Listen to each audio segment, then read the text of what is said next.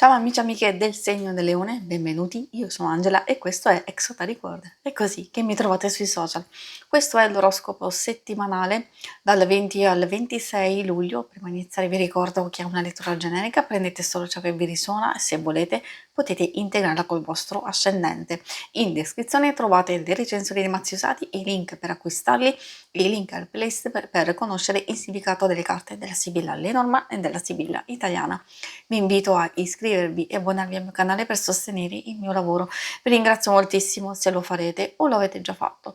E adesso possiamo partire con la lettura.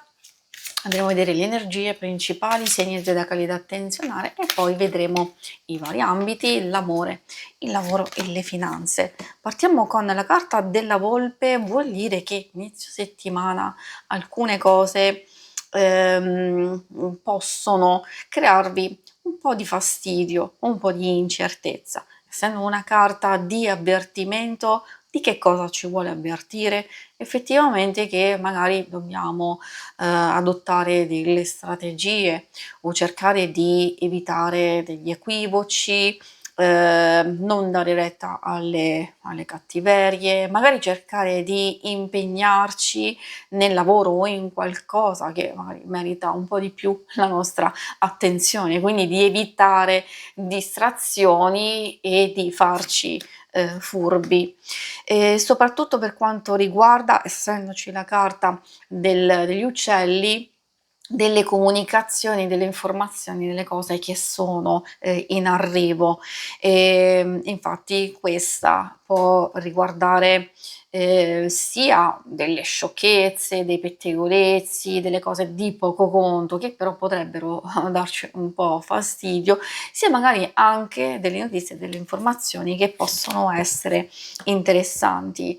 Una cosa che magari con la fase di chiusura della bara, secondo me non deve spaventare perché sia può indicare una fase conclusiva, magari c'è stato un momento difficile o c'è un qualcosa dove avete bisogno proprio di porre fine e riposarvi, staccare totalmente la spina, può essere anche una sofferenza, una situazione complicata che trova finalmente la sua trasformazione, la sua evoluzione, allora ecco il più possibile si può accogliere questa energia per far sì che le cose si possano concludere definitivamente in questa settimana, direi soprattutto le cose più complicate, altrimenti magari le cose che salteranno fuori precedentemente saranno quelle a darvi la possibilità di andare a trasformare un ambito della vostra vita. I segni zodiacali da attenzionare sono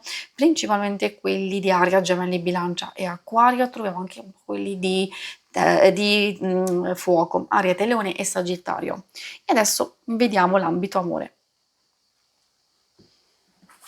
Ambito amore, andiamo a vedere adesso le coppie e le relazioni più importanti di amicizia e famiglia, poi vedremo i single. Abbiamo la carta del papavero, glicine, e queste sono già carte che effettivamente fanno capire che per voi può essere una settimana molto difficile, complessa per certi aspetti, perché magari è una fase di trasformazione o state cercando voi la trasformazione e questo si riflette non solo nelle energie strettamente personali e anche della settimana, ma nelle relazioni. Qui parliamo proprio di sentimenti, di forti emozioni, di coppie, è vero, anche relazioni più importanti di amicizia e famiglia, parliamo anche di singoli. In realtà, come vi dicevo, le emozioni siccome sono molto forti e molto altalenanti, perché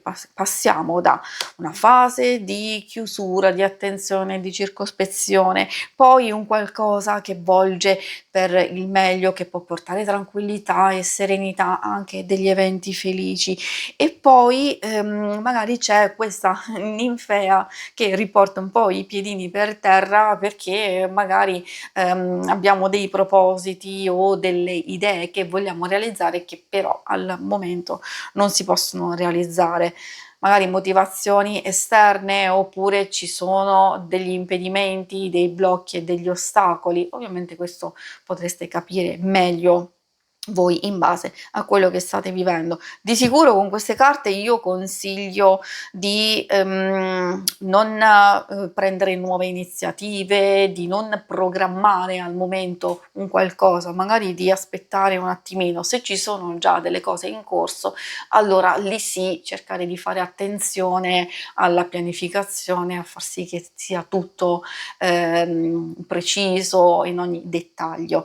E questo vale anche per i single, per le cose strettamente personali e poi per voi effettivamente può saltar fuori una nuova situazione. In realtà magari può riguardare sia una persona che state già frequentando, avete già conosciuto, altrimenti può riguardare anche una nuova situazione, quindi in qualsiasi circostanza loro vi mettono un po' in guardia, ma ricordatevi che avete la volpe, perché o non c'è corrispondenza di emozione e di sentimento, o l'altra persona potrebbe volere solo un'avventura, o potrebbe essere impegnata, o altrimenti magari ci sono dei blocchi e degli ostacoli che al momento possono ritardare, rallentare una conoscenza un po' più attiva, un po' più sostanziosa, però potrebbe essere una fase passeggera, attenzione, quindi qui troviamo varie indicazioni e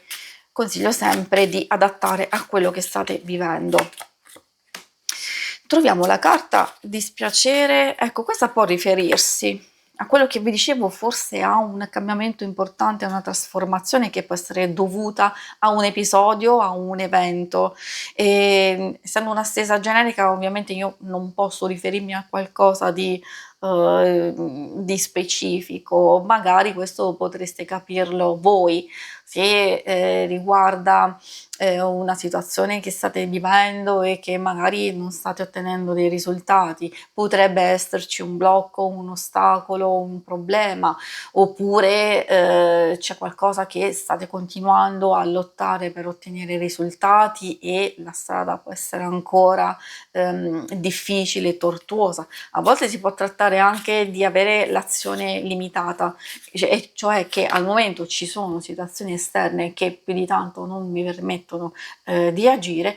Può essere principale dentro di voi una certa frustrazione, però magari sapere che effettivamente può essere una cosa passeggera, anzi lo è, perché come abbiamo visto la trasformazione può attuarsi proprio nel corso della settimana, soprattutto verso la fine, quindi io direi proprio di prepararsi perché magari nella successiva possono esserci già delle novità interessanti, ma questo lo vedremo poi successivamente. Cosa vi dicono loro? Di concentrarvi magari anche nelle vostre stesse energie, sulle cose più importanti, di gestire le vostre energie e anche le vostre stesse finanze. Se avete bisogno di chiarimenti o di fare qualcosa nello specifico, magari la carta del dottore può fare riferimento a una figura professionale o qualcuno che sapete che può essere molto utile per voi.